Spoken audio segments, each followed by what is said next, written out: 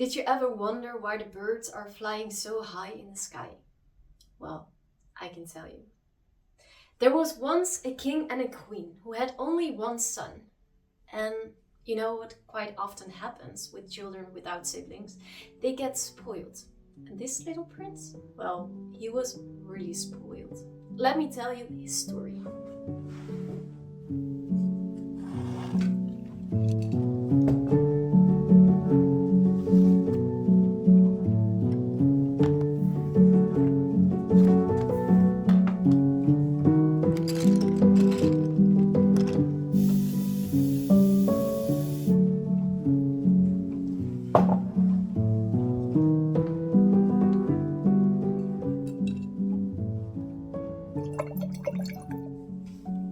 A long time ago, the royal family lived in the wealthy England. They had several castles spread around the country. And all of those castles were overflowing with the toys of the prince. He had so many toys that entire rooms were filled from floor to ceiling. And the young prince had never to ask twice for anything. All he had to do was point out his finger and he would get it. Because the king, he could never say no to his only son. He granted every wish. And so the prince possessed the most exotic animals from all over the world. Elephants, crocodiles, monkeys, and even giraffes were wandering through the royal gardens. But that was not everything. No. The prince, he had 6 personal chefs that would cook every night a meal for him. So there would be always something he had appetite for. And the prince was wearing always brand new clothes every day. And so he had everything he could wish for. But is that even possible, to have everything? He could get everything he wanted. And at one point, he said to his father, "Well, father, I would like to rule, just like you do, over the country, rule the people." And his father, the king, he just couldn't say no, but it was a really big thing to ask.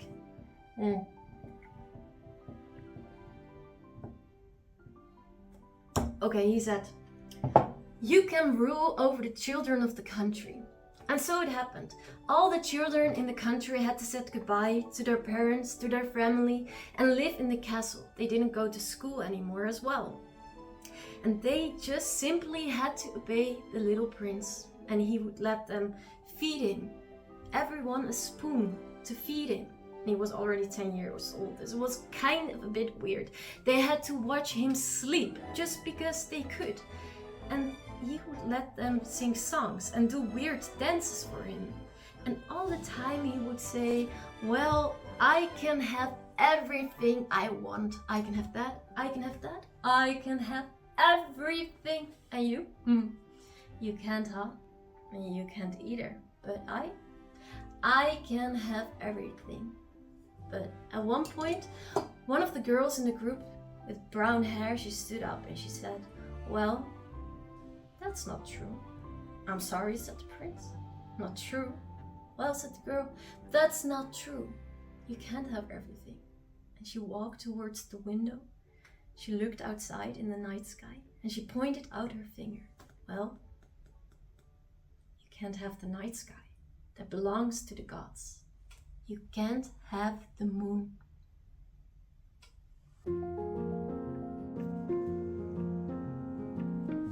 And the children started to laugh so hard that the king came running in.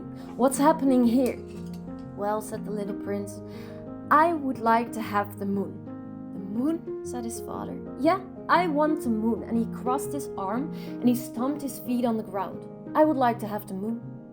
"Well," said his father, I will arrange that. Of course, my son." But that was a lie, of course, because kings never do their own tasks. They always give the tasks to the servants. And the servants had their doubt, of course. Was it even possible to get the moon? But if it was, there was only one way, and that was to build a tower high enough to reach into the night sky.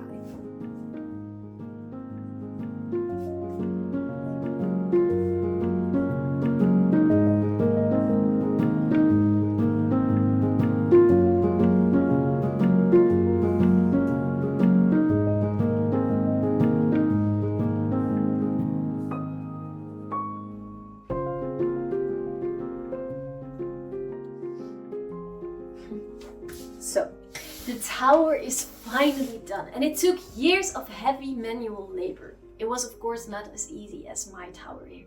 Hundreds of men helped with building this tower towards the moon. And when the prince finally heard that it was done, he was not really thankful.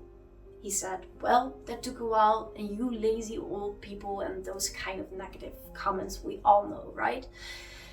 And he invited the whole country to come and join him, so everyone could see that he could really have the moon.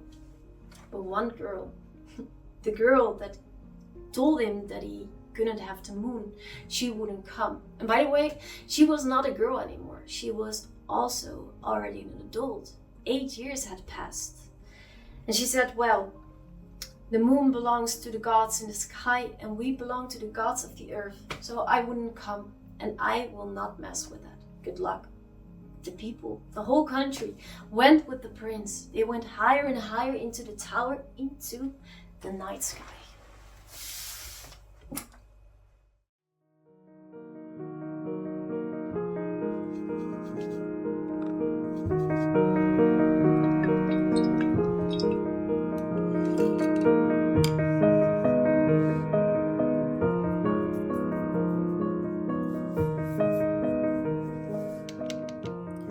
All the people followed the prince, as for days and nights they climbed the thousands of steps, rising slowly into the cotton clouds. They moved through the burning sunlight of the day and the soft but cold mist of the night, climbing higher and higher until they felt that their legs no longer belonged to them. The only sound they heard was the wind dancing against the tower, like waves breaking against rocks. In the same rhythm, step after step, while high above, the gods of the sky watched in silence.